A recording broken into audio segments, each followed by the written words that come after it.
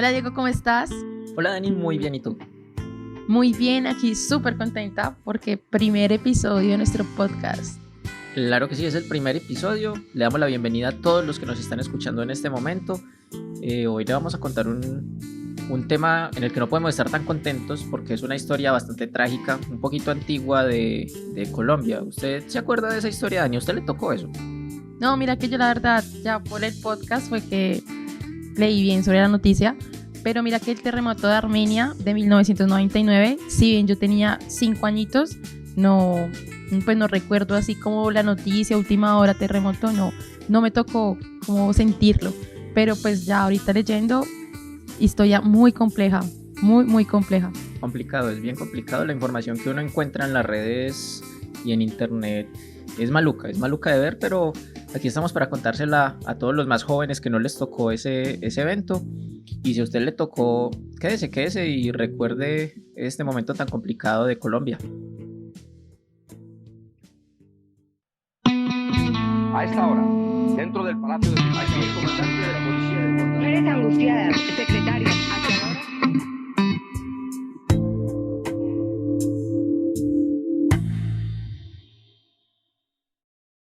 El lugar donde pasó la historia que vamos a contar fue en Armenia, Colombia, la capital del departamento del Quindío y, por supuesto, una de las principales ciudades del eje cafetero. El eje cafetero es una zona de Colombia donde se produce la mayor parte del café en el país. Por ejemplo, Pereira y Manizales son ciudades que también hacen parte del eje. Esta región es grande y abarca varios departamentos del país, como Caldas, Risaralda y una partecita del noroccidente del Tolima. En el 2011, la UNESCO declaró esta zona, en total 47 municipios, como Patrimonio de la Humanidad. Eso ayudó mucho al turismo de la región y hoy es reconocido por lo mismo. Por ejemplo, si algún día lo visitan, tienen que ir al Parque del Café y hacer el tour en finca cafetera. Son paisajes re lindos y una experiencia súper bonita. Armenia a día de hoy ya tiene 131 años y es el hogar de más o menos 300.000 personas. Desde la capital colombiana, Bogotá, uno se demora de 5 a 6 horas en carro. Toca recorrer 290 kilómetros y en la ciudad se tiene una temperatura normal de 21 grados centígrados. Una temperatura buena, más bien fresca, pero puede cambiar entre 14 y 28 grados, dependiendo del clima y la época del año. Claro que estamos en Colombia y no hay estaciones.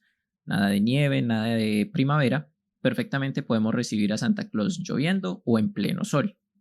Es conocida como la ciudad Milagro porque desde 1889, que la fundaron, esta ciudad se ha desarrollado muchísimo, se urbanizó muy rápidamente, incluso era tanto el afán de desarrollo que en 1927 construyeron su propia estación de ferrocarriles, para ese entonces lo más avanzado en movilidad, y en 2001 su estadio Centenario fue una de las 7 sedes escogidas por el país para jugar los partidos de la Copa América de Fútbol.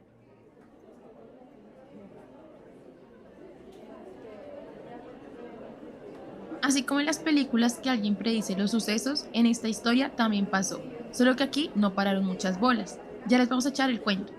Imagínense 3 años antes del suceso, era 1996. Hubo un evento académico llamado la Semana Nacional de Ingeniería, donde claro, hubo varios asistentes y ponentes, pero uno de ellos destacó lo suficiente para que un periodista tomara lo que dijo y lo hiciera público. Y adivinen, ese señor era ese alguien que predice las cosas en las películas.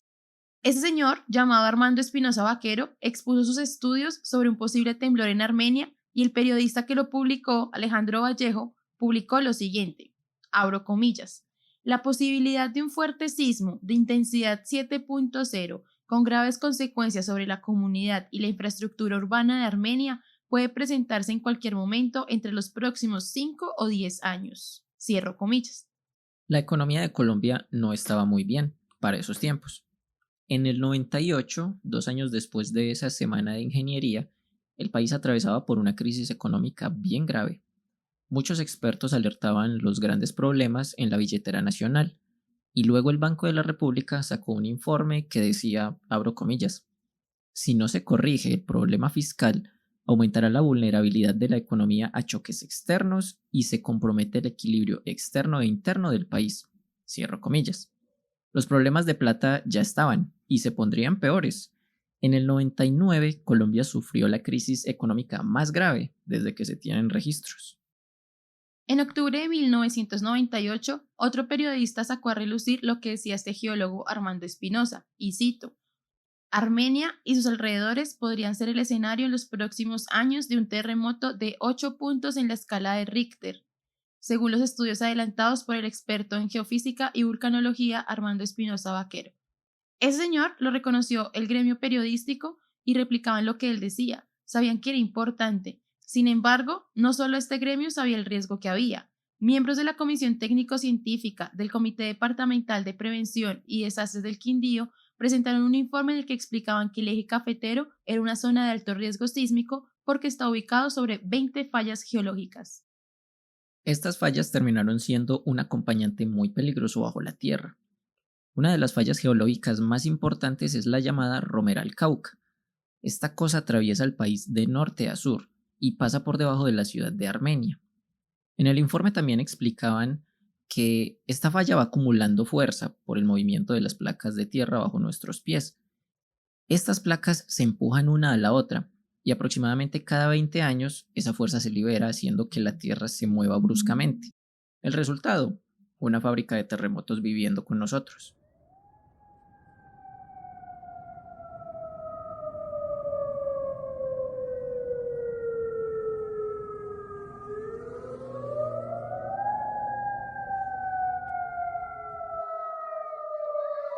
Jorge Eliezer Castaño, el periodista que advirtió los riesgos por allá en 1998, había dicho que esos riesgos eran en los próximos años, pero se equivocó. No se cumplió ni un año desde su publicación hasta el fatídico día de este siniestro. Solo pasaron 3 meses y 5 días cuando la tierra en Armenia y sus alrededores tembló. El 25 de enero a la 1:19 de la tarde y por 28 segundos, la tierra tembló con una magnitud de 6.1 grados y con una profundidad de 15 kilómetros. Como es normal en los temblores, hubo réplicas, 138 réplicas en el mes siguiente. La más dura ocurrió solo 4 horas después, con una magnitud de 5.5 grados. Eso fue a las 5:19 de la tarde. Esta réplica es súper importante en la historia para que no lo olviden.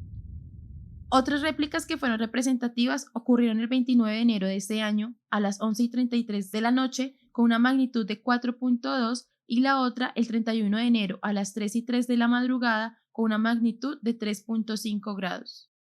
El temblor afectó mucho territorio. Un total de 28 municipios de los departamentos de Quindío, Valle, Risaralda, Caldas y Tolima, todos territorios productores de café, resultaron dañados seriamente. Prácticamente los habitantes podían sentir cómo el mundo se estaba acabando. Toda la muerte y desesperación también afectaron la mente de muchos sobrevivientes.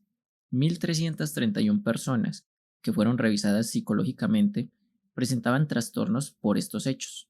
Si las fotos que existen del desastre son muy fuertes y provocan malestar, ahora imaginémonos a las personas que estuvieron ahí en ese momento. Sin duda, Armenia fue la ciudad más afectada por el temblor.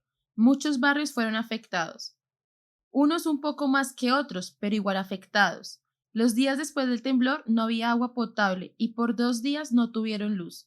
O sea, imagínense ustedes después de haber visto cómo tu casa se viene al suelo y que es inhabitable que no haya agua para tomar y que las noches estén bien oscuras porque pues sin luz. ¡Qué situación tan terrible! Entre los edificios en Armenia que colapsaron estaba la estación de bomberos, el comando de la policía del Quindío, donde murieron 18 miembros de la institución, la sede de la Defensa Civil. Aquí hago un paréntesis para los que no saben quiénes son ellos. Ellos son los que ayudan en los desastres naturales, ahí cierro el paréntesis, y el batallón del ejército. Los datos oficiales que entregó el Departamento Administrativo Nacional de Estadística, el DANE, eran aterradores y se ponen todavía más aterradores cuando nos dicen que esas cifras pueden ser superiores, ya que los conteos en este tipo de desastres son muy difíciles. Por ejemplo, gran parte de los muertos se le atribuye a la réplica del terremoto que ocurrió a las 5 de la tarde. En ese momento, muchas personas habían regresado a los escombros, tal vez buscando sus seres queridos o tal vez saqueando las edificaciones que quedaban en pie, y fueron sepultados también por ese segundo movimiento. 1.185 muertos, 8.536 heridos, 35.972 casas destruidas o inhabitables, y 6.408 fincas con daños. ¿Y en cuanto a la plata qué? pues todos esos daños valían 2.7 billones de pesos, que en plata de hoy en día serían unos 7.7 billones de pesos. Muchísima plata para un país que en ese momento estaba en números rojos por la crisis económica. Es verdad que las fallas ya habían acumulado mucha energía, pero hubo otros elementos que influyeron en el impacto negativo, claro, del temblor. Había muchas edificaciones que estaban construidas en zonas de alto riesgo. ¿Qué es alto riesgo? Pues que estaban ubicadas cerca de las fallas geológicas. Habían otras cuantas viviendas sobre quebradas y cañadas, y otras encima de rellenos de escombros. Claramente, el factor humano ayudó a que esos 6.1 grados destruyeran la ciudad, pues los constructores no cumplieron a levantar las viviendas con las especificaciones de construcción, no hacían supervisión del control de calidad de los materiales. Esto se sabe hoy en día porque muchas casas tenían no solo un uso no apropiado, sino que les habían modificado el diseño original. La construcción en la zona estaba más bien regular. Los constructores hacían edificaciones sin las debidas precauciones y se encontraban fallos graves en los materiales. Cemento utilizado en cantidades pequeñas o rebajado con arena, y no utilizaban la cantidad de hierro suficiente en la estructura, lo que nos enseña que en el caso de la construcción el ahorro es peligroso. Es cierto que antes no existían normas que regularan esto como las normas colombianas de diseño y construcción sismo resistente, pero sí se tenían estudios y regulaciones internacionales de ingeniería que explicaban esos riesgos y la forma de construir estructuras seguras. La función de una viga de amarre es amarrar las paredes de una casa y así hacerlas más resistentes ante huracanes y terremotos. Sabiendo qué es eso, volvamos al desastre. Muchas edificaciones que evaluaron no tenían el hierro necesario para que las vigas cumplieran su objetivo. Genios.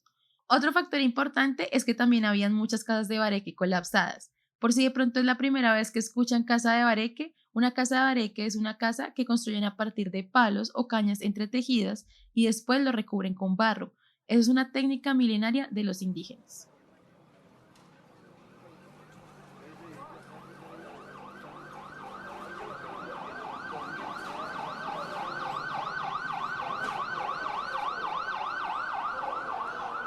Apenas pasó el terremoto, empezaron los saqueos. Obviamente el sistema había caído y en pleno desastre las normas ya no están. Empezó la búsqueda de alimento y medicamentos, y los más afectados fueron los supermercados y droguerías. El Supermercado Central del Sur, el Supermercado Olímpica del Sur, Don Pollo y la droguería Confenalco fueron los primeros blancos de los saqueadores. Pero claramente la búsqueda no solo era por necesidad. El vandalismo se apoderó de la zona y las tiendas de electrónica, muebles y demás objetos de valor fueron destrozadas y desocupadas. Para muchas de las personas que se fueron a saquear en lo que quedó de los edificios y los escombros, el botín que podían conseguir era mayor que el mercado más grande que hubieran podido comprar en la vida. Esto a mí me parece algo muy fuerte. El cuento es que no habían pasado más de 10 minutos desde que muchos edificios habían venido abajo y otros tantos se habían agrietado y ya había un montón de personas amigas de lo ajeno haciendo de las suyas. Una zona devastada y sin ley se convierte fácilmente en campo de batalla. Los saqueadores continuaban, pero muchas personas damnificadas estaban tratando de vivir cerca de sus casas y cuidar lo poco que les quedaba. Tuvieron que conformar grupos de guardia cívica. Los hombres, mujeres y niños se ponían brazaletes o tapabocas para identificarse y se armaban con lo que mejor pudieran para permanecer en grupos cerca de sus enseres y protegerlos. Esa noche no durmieron. Tristemente, al día siguiente, el sol salía con una cuenta de 15 civiles muertos y 4 agentes de policía gravemente heridos. Como el país del Sagrado Corazón del Niño Jesús que somos, también hubo chismes, así como cuando se están metiendo a los conjuntos de ese noviembre de 2019, en ese entonces se regó el chisme que había llegado de la calle del Cartucho de Bogotá y de los barrios de Agua Blanca y Siloé de Cali, un montón de ladrones, atracadores y asesinos. Dentro de los chismes estaba el rumor que en las noches del 25, 26 y 27 de enero hubo robos, incendios, violaciones y asesinatos, que, abro comillas, eran negros con cadenas de oro, altos y fornidos, que venían del valle y estaban organizados y armados, cierro comillas, pues ante semejantes rumores, ¿quién iba a dormir? Al cumplirse los primeros 15 días después del terremoto, empezaban las obras para readecuar la ciudad, y lo primero era demoler las construcciones que estaban en pie, pero muy débiles como para ser usadas. Para hacer todo esto, se debía cerrar el centro de la ciudad, por lo que ninguna persona podía quedarse ahí. Entonces, la reubicación de todas las personas en las afueras de la ciudad ocasionó que se subieran los precios de los arriendos y la venta de propiedades muchísimo. Por ejemplo, el valor del metro cuadrado pasó de 4.000 pesos antes del terremoto a 17.000 pesos después del desastre. En el norte de la ciudad, que no estaba tan afectada por el temblor, sobre la avenida Bolívar, los arriendos se triplicaron en cuestión de días. Por una casa que antes del temblor se arrendaba en 800.000 pesos, pasó a ser de 3 millones. Ante ese gangazo, los dueños de esa zona hicieron negocio. ¿Qué hicieron exactamente? Bueno, se fueron a vivir a sus fincas de recreo y alquilaron su casa a bancos, entidades comerciales o del gobierno que obviamente no podían cerrar en ese momento. Estas subidas de precio no distinguió estratos, se registraron subidas de hasta 300% del valor normal. Literal, era un libre mercado y nadie regulaba. Un acto público, un acto abierto, un acto de cara con la gente, porque precisamente desde el primer momento en que nosotros conocimos de la tragedia del 25 de enero, quise personalmente y con mi equipo de gobiernos hacernos presente en las horas. Sin importar que estuviéramos en medio de una crisis, el gobierno tenía que responder en esta situación, tenía que enfrentar el problema y brindar soluciones. El gobierno de turno era el de Andrés Pastrana, y 5 días después de la tragedia, el 30 de enero de 1999, crearon el Fondo para la Reconstrucción y Desarrollo Social del Eje Cafetero, el famoso FOREC. El objetivo de este no era devolverle al eje cafetero lo mismo que tenía en la mañana del día de la catástrofe, sino en generar las condiciones económicas, sociales y políticas que le permitieran a la región ingresar al siglo XXI de una manera eficiente y competitiva. Este fondo logró proporcionar 11 meses después un subsidio de 5.900.000 pesos colombianos, aproximadamente hoy en día 16.5 millones, a todos los damnificados. A pesar de sus buenas intenciones, el fondo fue fuertemente criticado. El FOREC no fue el único fondo que le dio a la gente ayudas monetarias. Hubo otro subsidio que la gente consiguió gracias a movilizaciones, pidiendo más presencia y más apoyo del Estado. Consiguieron una ayuda de 9.900.000 pesos, unos 28 millones de pesos de hoy. Y también desde el Congreso, en diciembre del año 2000, se aprobó la ley Quimbaya de 4 millones, unos 11 millones actuales. Estos dineros se entregaban por familia y también dieron estímulos a los establecimientos comerciales afectados en la zona.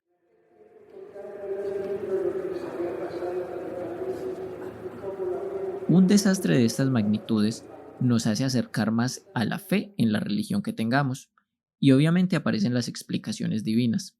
Los comentarios como es un castigo divino, es el castigo de Dios y furia celestial se escuchaban mucho a la gente. Algunos sobrevivientes hablaban de que esos eran los designios de Dios o que era un claro milagro conservar sus vidas después del terremoto. Dentro de las percepciones religiosas del desastre está la historia de unas mujeres de un grupo de oración quienes aseguran que 13 días antes del terremoto, el martes 12 de enero, una joven de 20 años llamada Claudia Milena López, a quien supuestamente se le estaba apareciendo la Virgen María, había manifestado que una tragedia se acercaba y que los hogares en los que hubiera un altar a la Virgen se salvarían. Pero no todos los afectados lo vieron como un castigo de Dios. Algunos otros agradecían lo que les trajo la catástrofe. Daban gracias a Dios por la nueva casa que estaban prontos a recibir. Una persona entrevistada afirmó, y cito, «El terremoto nos quitó y nos dio. Yo le doy gracias a Dios, porque no teníamos nada, y gracias a lo que pasó, pues tenemos dónde vivir y pasar bueno. Vamos a sacar adelante nuestra casa, nuestra familia y nuestros sueños. Si nos lo proponemos, lo cumplimos». También hubo lugar a la imaginería popular, obvio. En el sur de Armenia se regó un rumor que decía que a la 1:19 del día anterior, o sea 24 horas antes del temblor, habían nacido 2 niños en Pereira y que uno de ellos era muy feo y que una enfermera lo dijo en voz alta y que el niño respondió, feo, feo lo que va a pasar en Armenia, y luego murió. Hoy en día esto se convirtió en una leyenda popular, pero esto no fue todo. Días antes de cumplir el mes del terremoto, unos cuantos fanáticos protestantes cristianos muy irresponsables causaron pánico anunciando que en esta noche habría un terremoto de mayor intensidad, y otros dijeron que una enfermera en un hospital de Manizales había recibido un bebé que tenía en la frente el 666, la marca de la bestia del Apocalipsis.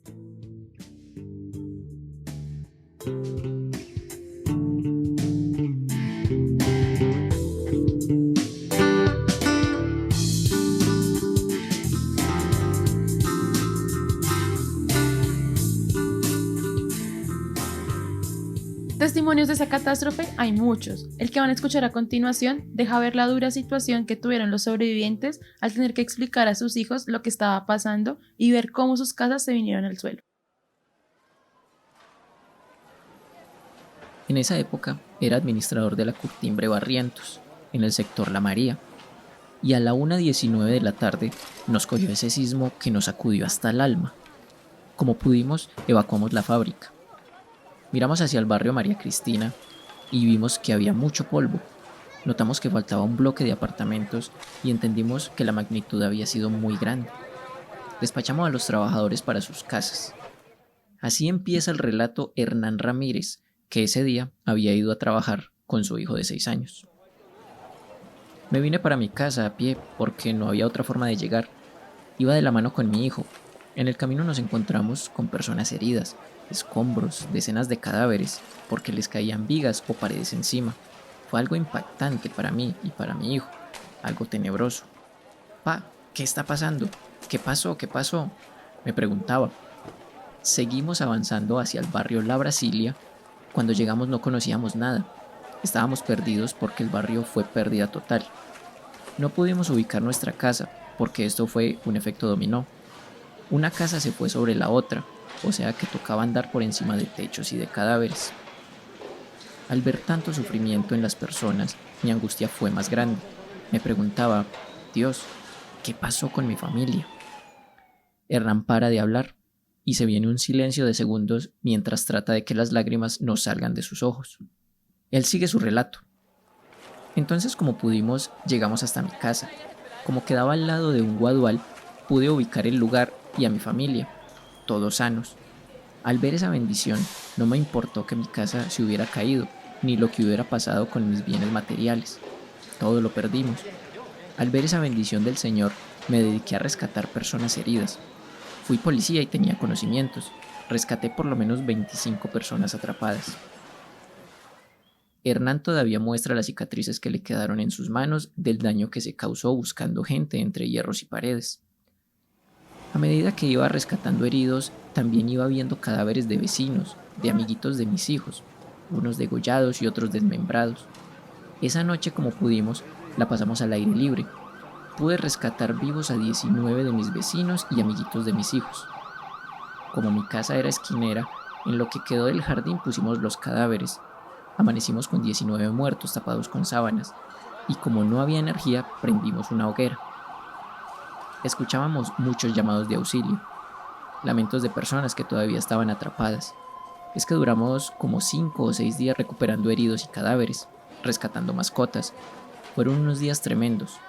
Como pudimos, al cabo de 2 meses nos organizamos y se nombró una junta de propietarios para canalizar las ayudas y darle orden a los albergues porque se nos estaban viniendo gente que no era del barrio, ni siquiera de Armenia. Se vinieron a pescar en Río Revuelto. Minutos después del terremoto y ya estaban llegando a robarnos lo poco que había quedado. Hubo mucha ayuda, pero la estaba logrando esas personas que no tenían nada que ver con la tragedia. Un año después, el 25 de enero del año 2000, hubo una marcha de los damnificados, y no eran pocos. Ese día, 10.000 damnificados en Armenia, La Tebaida y otras localidades protestaron en las calles, bloquearon vías y se constató el descontento popular. En los volantes que repartieron días antes se podía leer cosas como paro cívico y popular 25 de enero y otras tantas oraciones que criticaban al FOREC. Desafortunadamente, el pueblo tiene que salir a defender sus derechos. Esa fue la historia del terremoto más mortífero y destructivo en la historia del país, que dejó más de 1.000 muertos y más de 8.000 heridos. Y aunque este terremoto no es el más fuerte que se ha presentado, sí es el que más ha afectado a la población colombiana.